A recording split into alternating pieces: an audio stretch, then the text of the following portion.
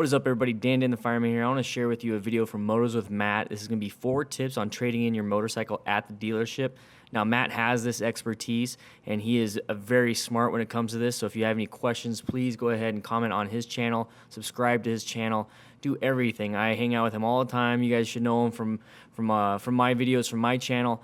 But if this is the first time ever seeing him, please go over there, check out some of his videos. He's getting back into riding, and he's getting back into the YouTube content type stuff. So really appreciate it if you guys go over there. But if you want to learn some more, go ahead and watch this video. What's up, guys? It's Motos with Matt, bringing you a new video today on what I look for as a sales manager in regards to trade value. You're looking to get a new motorcycle, you don't know exactly what to do with your trade or where to start.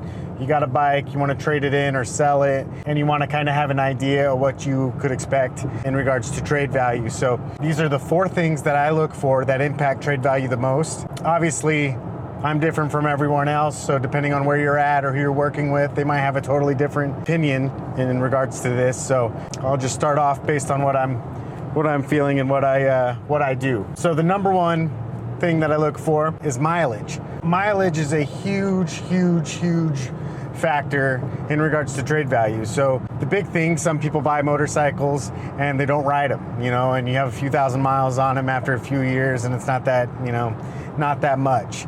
The number to look out for is 20,000 miles. That right there is kind of the equivalent of 100,000 miles in the automobile world. 20,000 miles on a bike, you're gonna take a big hit in value.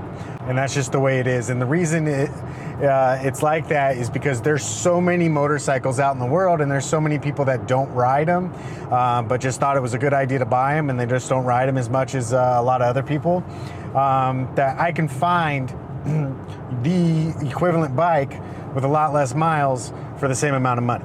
And it impacts value because when somebody goes to purchase that bike, they're not willing to spend the same amount of money that they could buy that bike for that has 5,000 miles. They're gonna go that route all day, every day. So it absolutely impacts value. Mileage is a big thing. Number 2, has the bike been down? Critical factors, obviously. When you go to look at a motorcycle and you're gonna buy a used bike, you don't wanna buy a bike that's been wrecked. And it's as simple as that.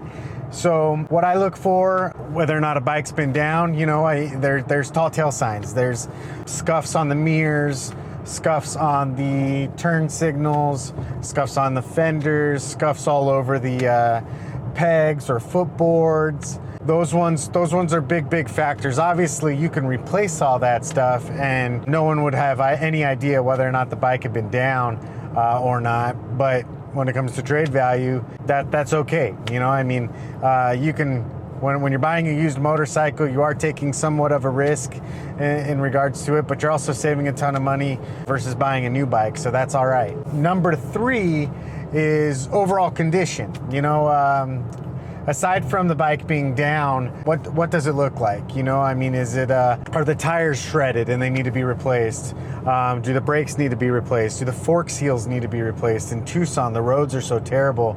We get a ton of fork seal leaks. And to take off the front forks and do a fork seal leak, it's a pretty big job at the dealership or in general, and it costs money. So if your bike needs tires or if it needs brakes, those are all critical factors in what a dealership needs to do to the motorcycle to make it safe and able to sell at a dealer to put their name behind it type stuff. So if you're selling a bike on Craigslist, it's no big deal, but as a trade-in, it's absolutely going to make a difference in trade value. Tires, brakes, if it's a sport bike or it's chain drive, you're looking at chain and sprocket, fork seals, everything else as far as wearable items and stuff like that go, and then overall condition as far as what the bike looks like.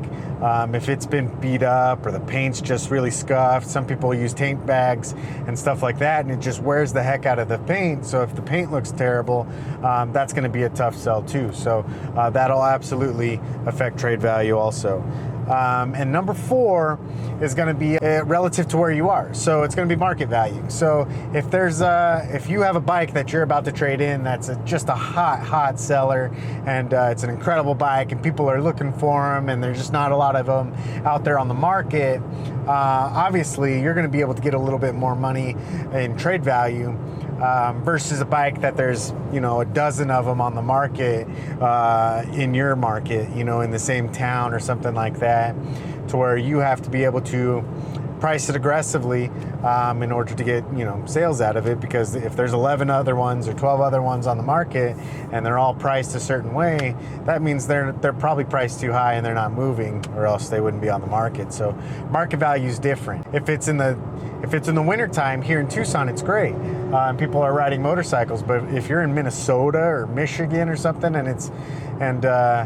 you know, it's winter time, chances are you getting top value for that motorcycle is probably pretty small, because there's a heck of a lot less people looking for motorcycles at that point. So it's absolutely going to change the dynamics of trade value with market value. So in the summertime, when it's really, really, really, really hot out here in Arizona, it's a little different, you know. And then if there's a bunch of them on the market, that's something that most dealerships will take into account, because they can't just have the bike sitting there forever. They got to be able to move them. So trade values, try to walk in open-minded. You're obviously trading it in, so the dealership point of view is they need to make some sort of money on it. Now, there's a big difference between making thousands on your bike or making, you know, hundreds on your bike. So do some homework. Try to do some homework as far as trade values and stuff go. You know, some dealerships I know, they don't try to give you fair offers. They're going to beat you up over it. And if you want the new bike, then you'll do it. And if you don't, then you don't have to. So you can just wait. On the flip side, if you try to sell it private party, you might be able to get a little bit more money for it, because most people aren't trying to turn it for a profit like a dealership. But on the flip side is you lose out on the tax credit. So when you trade your bike in, let's say your bike's worth 10 grand, you know, your taxes are 9%. So, you know, that's $900 in trade value. So by getting the tax credit and you get a $10,000 trade value, then you're really getting $10,900. So a lot of people are saying, well, man, I got to have 11 for that bike. 10's just too low. Well, with the tax credit, I mean, you're $100 off. That's really, really, really close. And that might make all the sense in the world in regards to trading your bike in. So all states are different, you know, but here in Arizona, you get a tax break for whatever. You don't pay tax on the new motorcycle of what your trade's worth. So 10 grand, I use 10 grand because it's easier to do the math and stuff like that. But try to figure out what the tax percentage is, and then you'll be able to kind of figure out exactly the true value of what your motorcycle's worth. So those are the 4 things that I take into consideration in regards to trade value. They're really, really, really important. So if you're watching this, absolutely kind of go through your motorcycle and make sure it has all your wearable items and stuff like that, like tires and brakes and clutch, and everything's in good condition.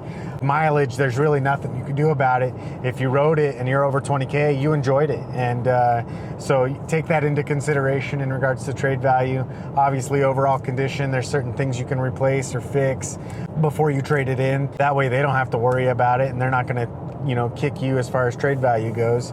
And then market value, you know, if it's a hot bike that you're looking and you want it and you just have to trade it and you're ready, then do it. If it's not, and there's a certain part of the year that's a little bit better, maybe it just makes sense to wait. So feel free to comment if you guys have any questions. Throw me some questions. I'll get you guys some answers. And then subscribe to the video. I'm finally making content again. I'm ready. I've had some things go on in my life that I had to put a stop to it, but I'm gonna come out with a lot more content here. So throw me some questions, and then thank you guys for watching. Have a good one.